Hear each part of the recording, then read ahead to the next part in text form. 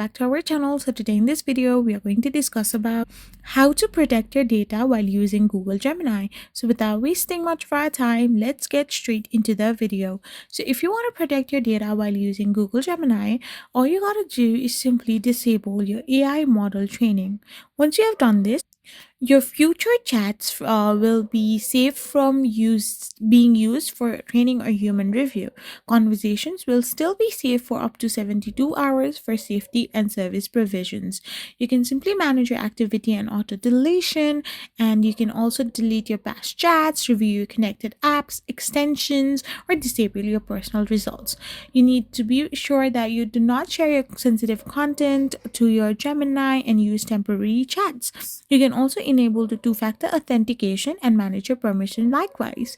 I hope you found this video helpful, so don't forget to hit that subscribe button and to give us a thumbs up. We will be back again with more informative videos. Thank you for watching and stay tuned for our next video. We will be back again really soon.